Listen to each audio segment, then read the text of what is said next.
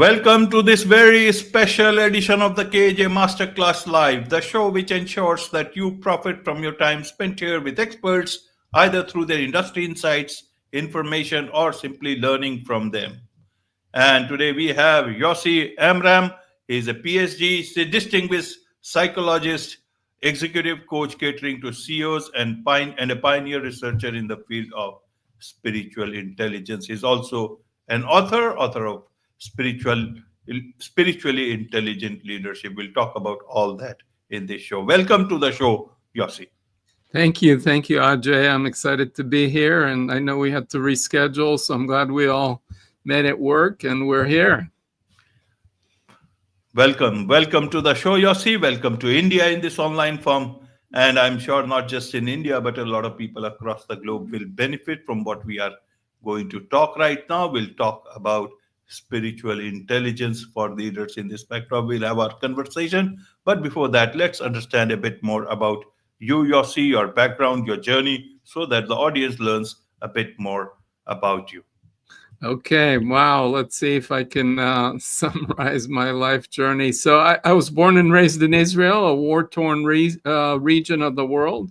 At age 18, I was drafted into the military. I was a shy, introverted kid, but somehow I found myself having the fastest promotion record in the history of my regiment.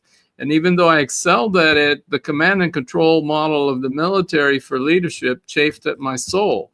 And so I resolved to someday build an organization based on different values. And that's what led me to come to Silicon Valley and get educated at MIT and Harvard and so on, with the aspiration to be an entrepreneur. And I started and built a company, a couple of companies. First one was called Individual Inc. You would have your personal interactive newspaper that was tailored to you using software agents. This is well before the internet, on your fax machine. And you would give us feedback, etc.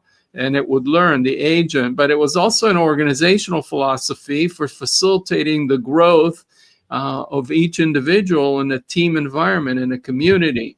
And I was very passionate about it. I was working 70, 80 hours a week. And then the internet came and it changed our business model. I got scared, I got depressed, I got burnt out, and but I persisted and so on. And we turned the business. It became an internet company. I took it public. We had a rising stock price. It was crazy times, the early days of the internet. And I was trying to relax and kind of stay centered. I was getting a massage, and in the midst of it, what do you know, as I was relaxing, my ego kind of dissolved, and all of a sudden I experienced everything connected. The floor I was looking at through the cradle and the massage table felt like it was in me, and it blew the circuits of my mind. And I just went into a manic episode. I wanted to do everything yesterday. I had all these ideas, and then the board pushed me out and put me on a leave of absence, etc.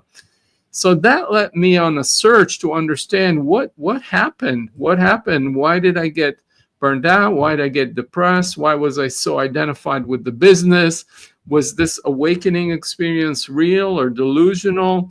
And all of that led me to go back to get a doctorate, become a psychologist, both to understand myself and research this whole area. And that's where I discovered the term spiritual intelligence that was set up by this woman, Dana Zohar, but it wasn't defined, it wasn't measured. And that's the path I got myself set on. And I defined it, all the academic research, developed a measurement of it, and then showed that leaders that scored higher on it were more effective leaders. And even when you control for emotional intelligence. And so that's kind of what got me here, is that my passion now is to awaken greater spiritual intelligence in myself and the world. I've worked with over 100 CEOs, and what I've found is they get inspired and awaken their spiritual intelligence. They become more empowered, more inspired, more connected leaders that are more effective and more fulfilled as human beings. And several of them have built companies with billions of dollars in revenues and thousands of employees. So I've seen that work with my clients. There's a growing body of research that highlights its benefits, and that's why I'm passionate about it.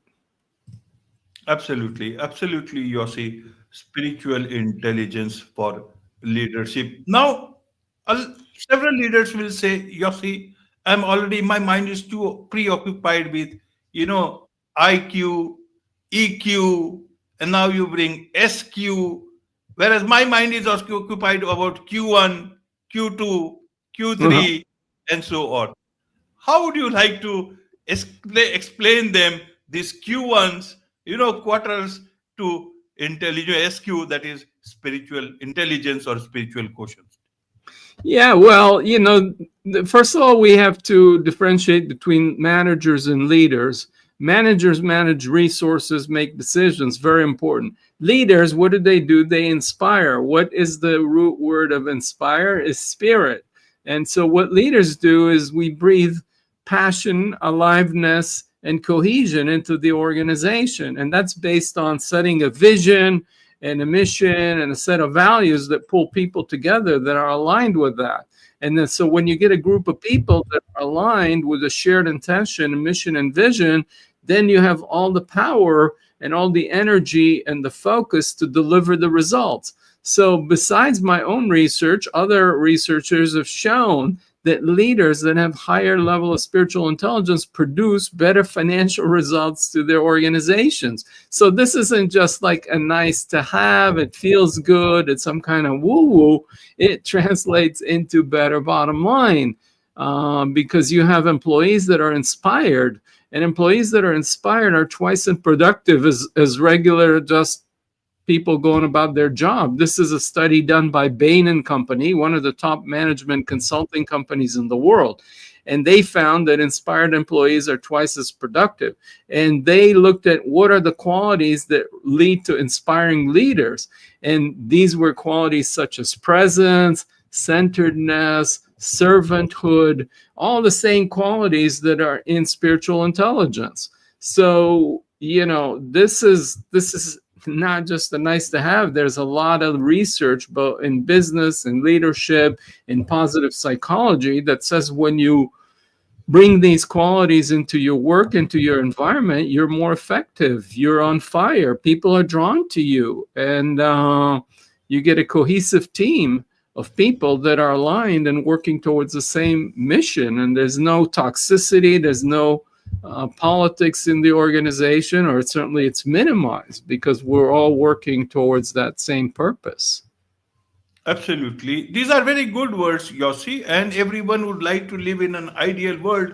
But are you also talking about some utopian world about, leaders? Because we are talking about nowadays toxic leadership, toxic workplaces, great resignation, quiet quitting, and today I read something more, quiet quitting now turning into revenge quitting or something like that. So in this backdrop, you bring about spiritualism. It is almost like, you are asking the leaders to go to the jungles and come back with renewed power. Yeah, it's like you're saying, is this practical or is this utopian woo-woo? And, up until emotional intelligence came, there was a dichotomy between emotion and reason. And then in 1990, there was a seminal paper by two academicians and all this research that says, no, if you know how to monitor your emotions and draw on emotional resources, you're more effective. And that's the whole idea of emotional intelligence. Otherwise, I said, do you know someone emotional in your life? And you'd think of some people that have a lot of drama. But if I say, do you know someone who's emotionally intelligent? It's like a different set of people you'd be thinking about. Now, we tend to think spiritual is not practical. It's woo-woo, you believe in angels or, I don't know, reincarnation. Where's the science behind it? But spiritual intelligence is different. It's independent of any spiritual belief system or religion, etc. It's the embodiment of these qualities of purpose, service, compassion, presence, integrity, humility, and so on, which we know help us. So, but you don't go to the jungle and come back into this utopian world. What you do is you go inside and you find your spark, you find your passion, you find your purpose, and you align it with the organization. And then you are in alignment and devotion and commitment, and your full power, your sense of wholeness is behind it. And that's infectious, and people are drawn to that. Now, none of us are perfect, and I'm not talking about, you becoming an enlightened person, but the more you bring these qualities,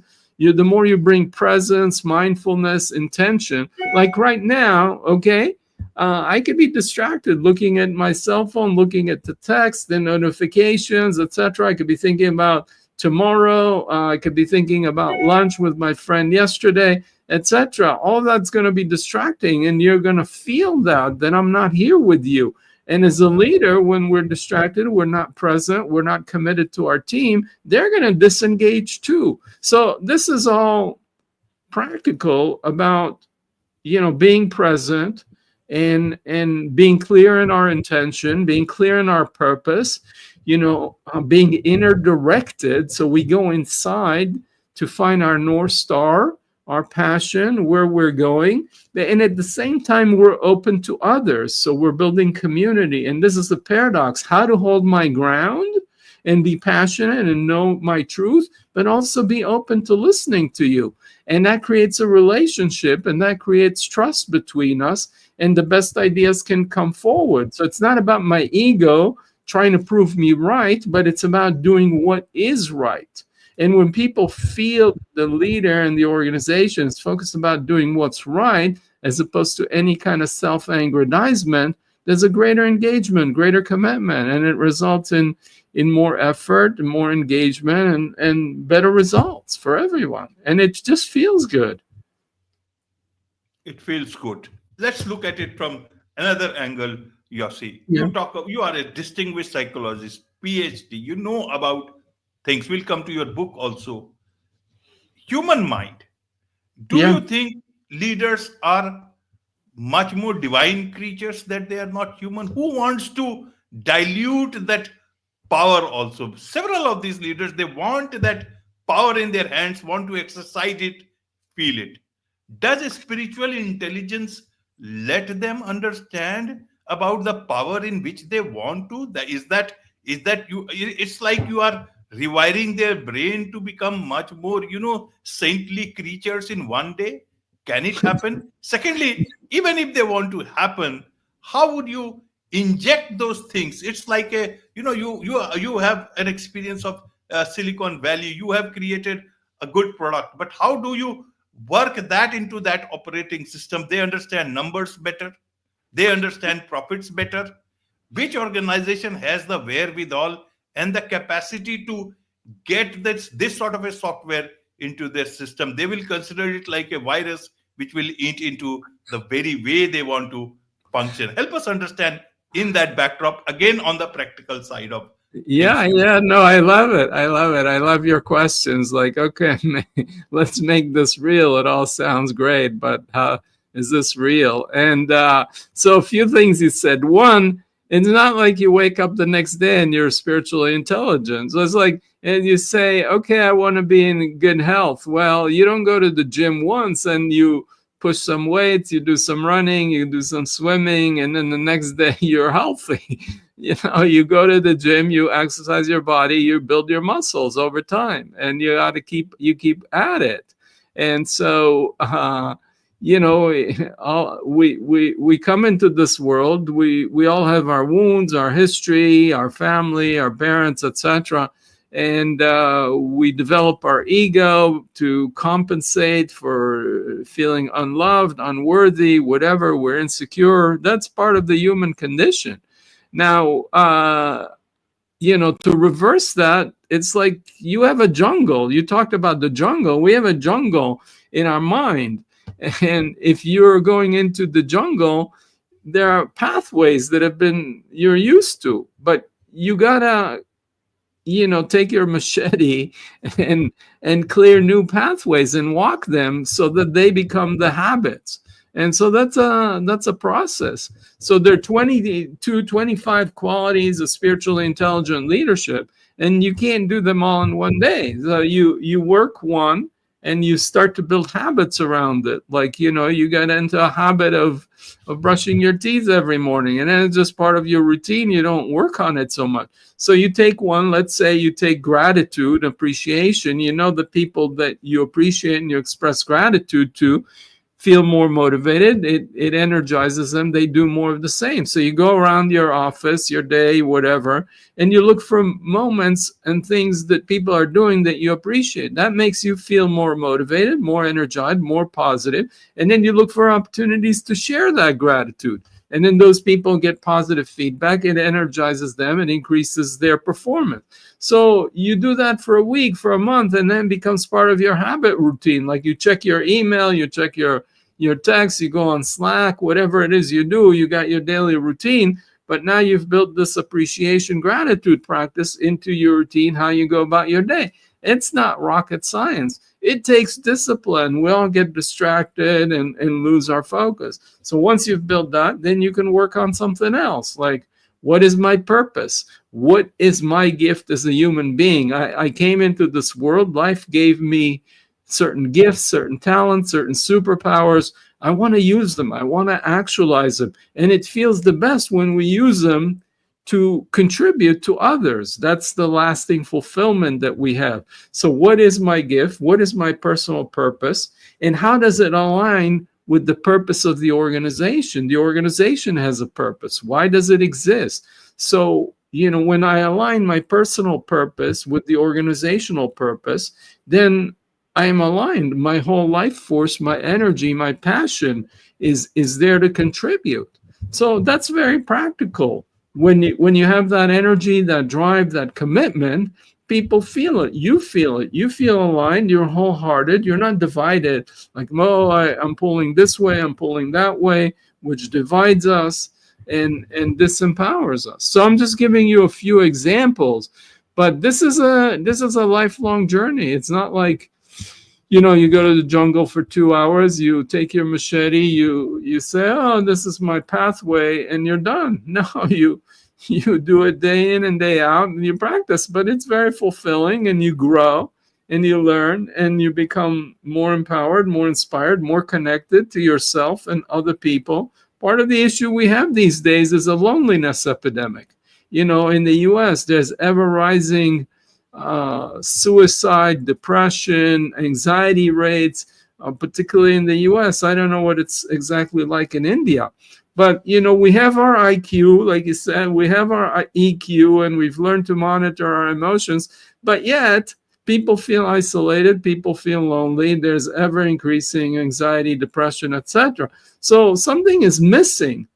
And what is missing is this belief that we are all separate, independent individuals. Like, I'm a skin encapsulated ego. That's how it looks. There's a plant on my desk here. There's a tree outside. We're all separate objects. But reality, every inhale I take, I'm drawing in oxygen, which is the exhale of this plant. And every exhale I do is carbon dioxide that this plant is inhaling. So we're all connected. Up until Copernicus, and Galileo believed that the Earth is at the center, and the sun and all the planets revolve around that, because that's how it looks when you look at the sky. The sun is moving. But the reality, now we know, when we look deeper and we have science, we know that it's the other way around. The Earth is rotating around the sun. So when we look outside, everything looks like a separate object. But the reality is that we're each cells in this bigger organism. And we have to take care of our individual cell.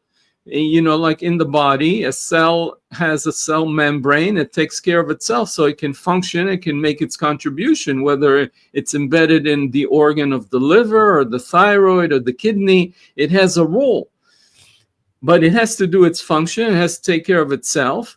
But it has to function in harmony with the other cells that it's in the organ. So the organ function and the whole organism functions well. And so if you just focus on how to take care of my cell, but the organism gets sick, the cell is going to die eventually. So you have to think about both yourself, what's right take responsibility at the individual level and at the collective level. But when you align those two and you figure out what is your role, what is my contribution into the greater whole, there's the biggest alignment and fulfillment and sense of belonging and a self-actualization. So it's good for the individual and it's good for the collective.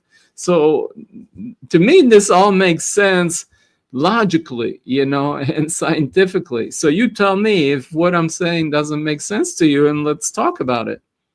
No. It perfectly makes sense. And but here the problem is that it has to make sense to the leaders who are leading so many people. In fact, if you ask me, Yossi, I look at it that employees seem to have got this spiritual intelligence much ahead than leadership. That is where the great resignation came in, because they said, where is my purpose? And they started looking for the purpose as soon as they got the chance. They took that risk, moved away.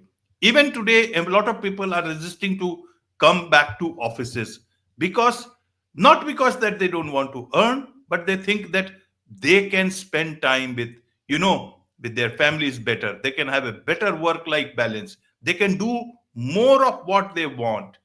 Some employers may say they are doing much more of moonlighting and all, but at the end of the day, people have understood that I can be comfortably detached to my workplace and achieve the larger aspects of things which I may realize only at the later years in my life. So in that aspect, how do leaders you want to have them to look?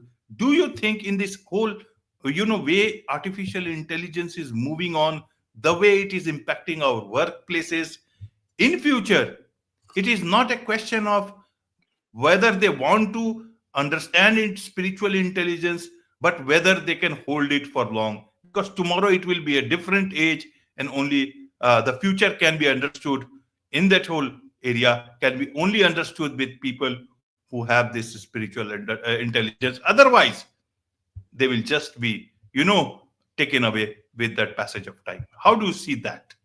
Yeah, well, you said a few important things. First, people want work-life balance and they want to spend time with their family and their kids. They don't want to work 70, 80 hours a week at the office. And that makes sense.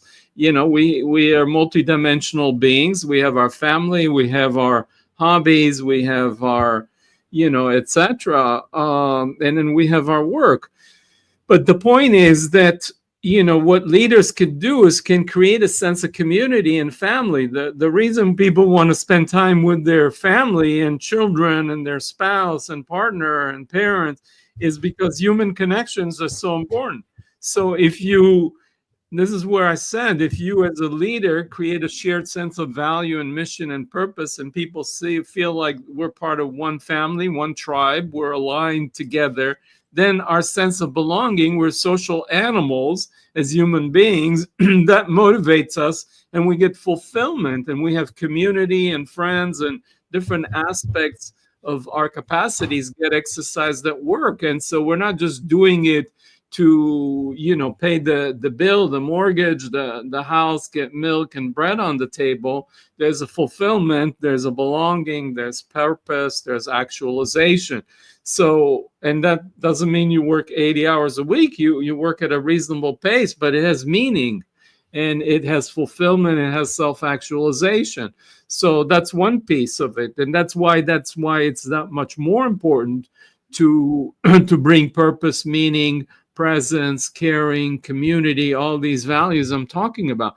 The other piece you're bringing is this notion of AI, artificial intelligence. And yes, the point is actually that as more and more AI can do the things we think we can do, the more what differentiates us from human beings as human beings is to have the spiritual intelligence, to have the passion, to have the creativity, to have the spark that a machine doesn't have, however sophisticated the AI is. So as technology moves, we have to move. We used to work in the industrial agriculture age, etc. It was our muscles.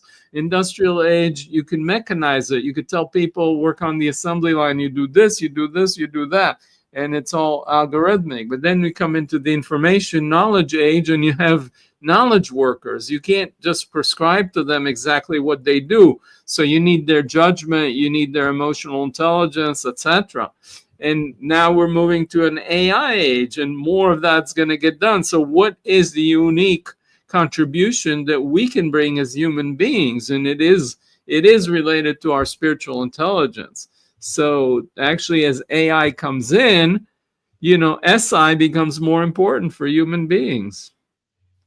Absolutely, SI is absolutely. That brings me. huh? Yeah, carry on, carry on.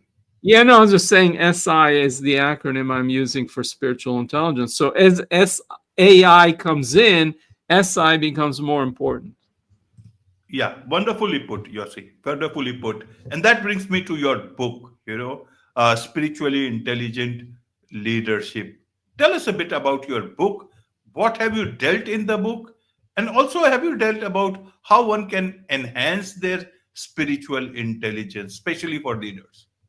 Yeah. So that's great. So the book is based on both my research and this model that I've done, and all the research that's behind it, and my work with clients. So each quality of spiritual intelligence I talked about is like purpose or intention or gratitude or joy or presence.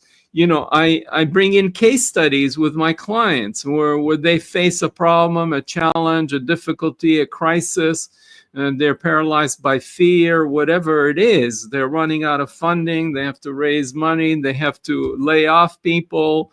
How do they do it with compassion? Because they have to preserve their cash. They're running out of cash. These are real life human problems that leaders and CEOs and managers face. And so every quality, every chapter starts with a case study of somebody that's facing something, and then how I work with them to develop that capacity of spiritual intelligence that is the antidote to that problem. And then as they connect deeper with themselves and find that addresses all. So this is all laid out in practical terms, in real life case studies, because spiritual intelligence is not cognitive intelligence. You have to implement it. You have to cultivate these qualities. And then so the other part of it is each chapter, each section, each quality, there's several exercises for doing it. So this isn't a book you want to just read in a weekend, like a romance novel that engages you. I mean, that would be nice. You get the idea, but it's not going to really develop your spiritual intelligence. To develop your spiritual intelligence, you have to practice it. You have to go to the gym and exercise your muscles. And just like with exercise, being in good health, you have different muscles in the body, different muscle groups. You do your biceps and triceps and this and that and the other, and you do weights, you do aerobic, etc. So spiritual intelligence and spiritual intelligent leadership has all these qualities. Even in IQ, we think about IQ, we think, oh, IQ is one thing, but IQ is made of mathematical reasoning, logical reasoning, spatial reasoning, verbal comprehension, verbal composition, and so on, memory, processing speed. So when you do an IQ test, it has all these components, and some people are great in mathematical logical, some people are verbal, some people what have you. But if you want to develop, you have to work on multiple, and some people excel in something or another. And I'm not saying anybody could be perfect in all these dimensions of spiritual intelligence, just like nobody is perfect in all aspects of IQ or EQ or has a strong muscles everywhere in their body, but you work it. And you don't just read a manual or a yoga book and then you're in good health. You get on the mat and you do your yoga. If you do yoga, or you go to the gym or you go to the swimming pool. So Absolutely. Absolutely. Well explained, Yossi. There is so much to learn from you about all these things, and I'm sure a lot of people would want to learn more about you, from you, about your book, want to be your client. What's the best way for them to connect with you, Yossi? Well, I have a website that's called yosiamram.net. Just like my name, one word, .net. And it connects to different projects that I have. There's a website called Intelligently where people can get a free assessment of spiritual intelligence. There's, a YouTube channel, Awakening Spiritual Intelligence, like just all one word. And there are videos and classes that I've provided that are free. There's a Psychology Today blog that I post every month. And, from my website, you can see that. There's many ways. But the first place is yosiamram.net, or you can go to awakeningspiritualintelligence.org, where I'm the founder.